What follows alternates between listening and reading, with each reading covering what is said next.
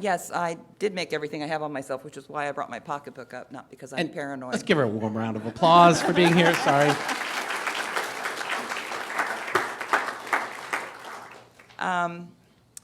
Yeah, I have called my blog Stuff You Can't Have because I find that as I'm walking around, people keep coming up to me and wanting my stuff. And I keep telling them they can't have my stuff.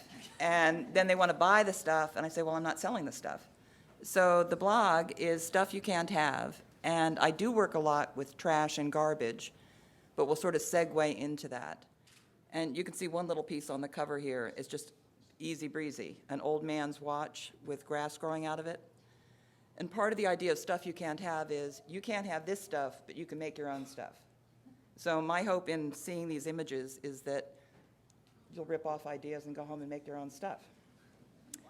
I love to experiment and try different things, some of it with other humans, some of it just in the privacy of my own home.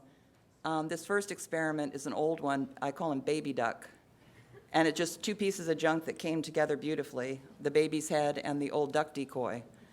And I rowed out onto Lake Merritt and anchored him about 20 feet offshore, and then rowed back, and I happened to have an apartment overlooking Lake Merritt. So then I sat in my window and watched what people did. And a lot of interaction with Baby Duck, I'll tell you.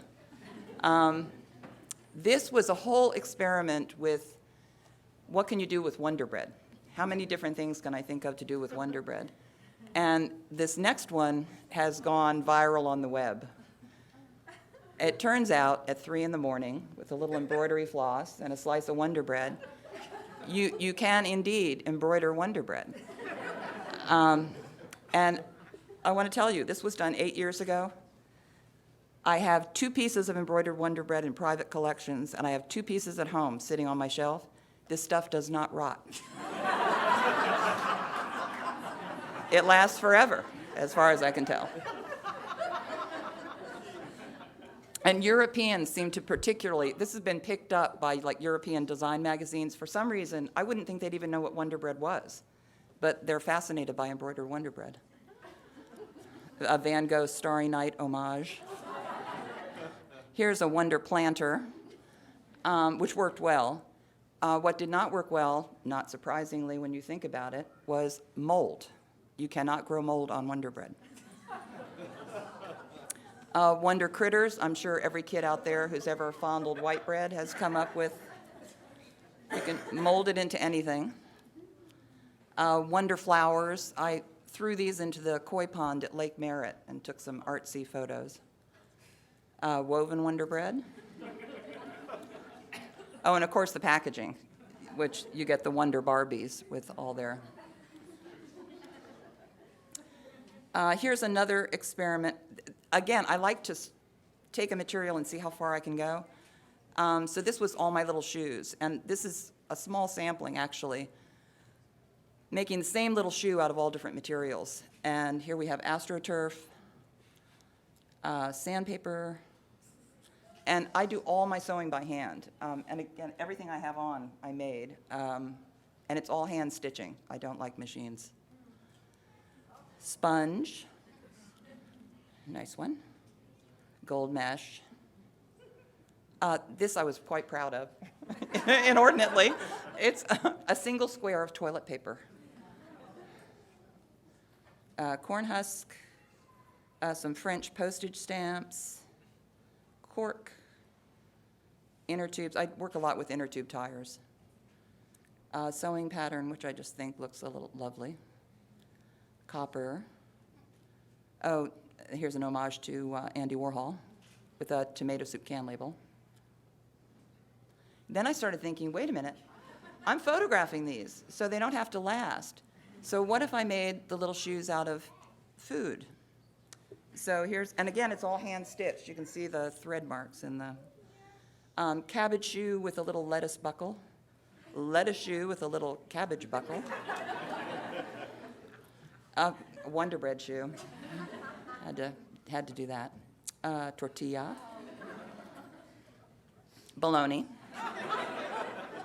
and it's a little green olive buckle on that one, and Swiss cheese with a little lettuce buckle.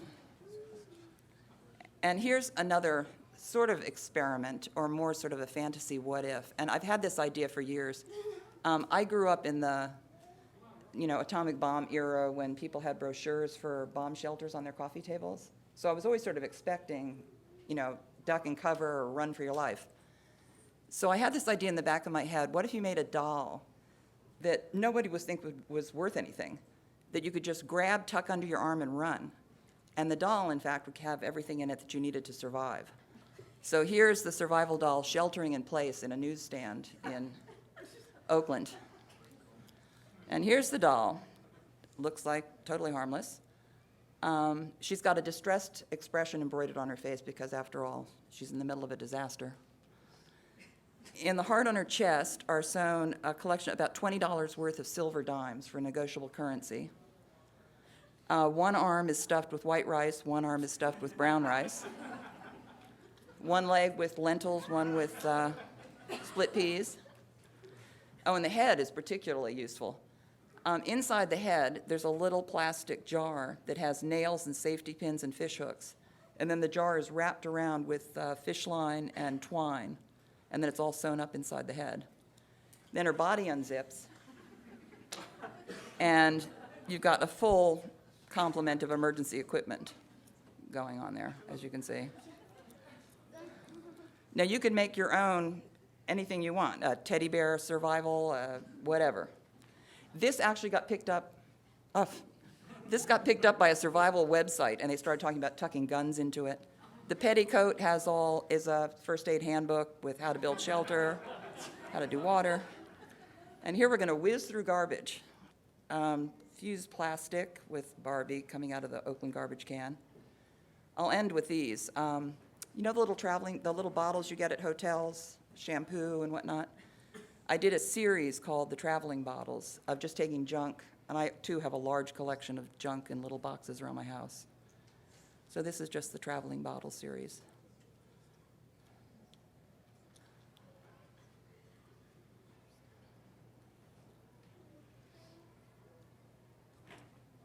And I just love putting things together and putting them on a table and scattering them around and seeing what happens. And for more stuff, you can go to my website, which is Stuff You Can't Have.